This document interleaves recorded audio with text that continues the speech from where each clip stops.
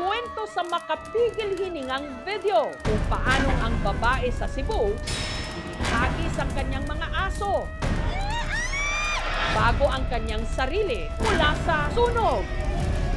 Sabi ng mga tao sa baba, iwan ko na lang daw yung aso. Parang babies ko na talaga sila, so kailangan ko talaga silang isave.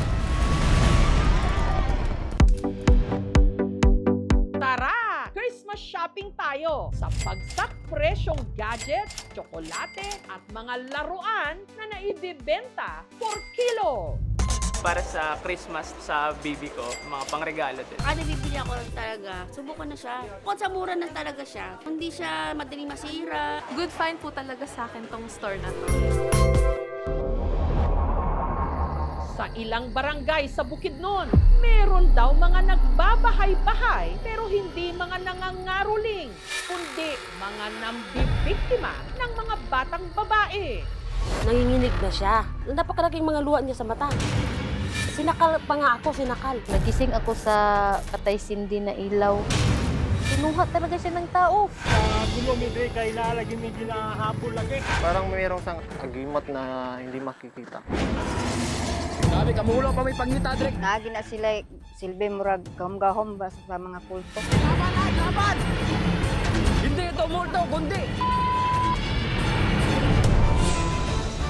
Ang fine dining restaurant sa Makati na nakakuha ng pinakamataas na parangal sa Pilipinas mula sa Michelin Guide with not only 1 but 2 stars. I think it's because of my sense of humor and my height. No. At kabilang sa kanilang inihahain dito, pinasosyal na isaw at kwek-kwek. It works. It does. Nakakasaya. Sa Matalam, Cotabato, may ikinasal na isang groom at 2 bride sa ilalim ng tradisyon na duwaya.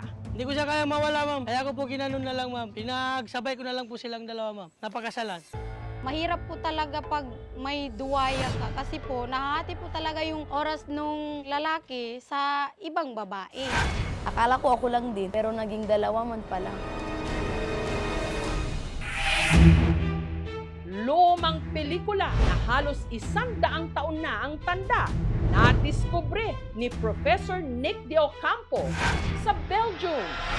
Ito ang Diwata ng Karagatan na mas luma pa sa inakalang pinakalumang pelikulang Pilipino na Zamboanga. Nang inilatag na yung pelikula at tumakbo na ang rolyo,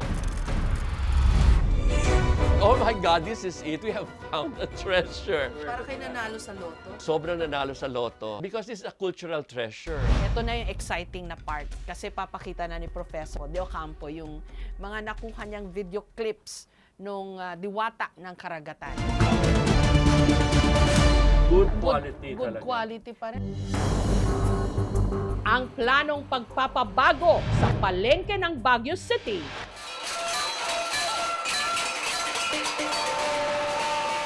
inuulan ng protesta. Ang palengke po ay para sa mga tao ng Baguio City. Hindi namin kailangan ng isa pa mall. Sabi ng mga tao, malaki daw ang renta. Mayaman lang daw ang magtitinda. Modernization. Paano na? Hindi ako ready address all the concerns. Maayos naman yan at walang kalokohan yung panang corruption na nangyari.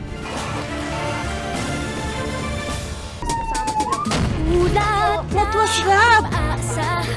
Ito ang Tacloban na dinatnan namin. Isang masamang panaginip. I survived! Ganda ng driver ko. Hindi ako makapaniwala. Ang ganda ng ngipin. Ako po ang inyong kapuso. Mabuhay from the Philippines!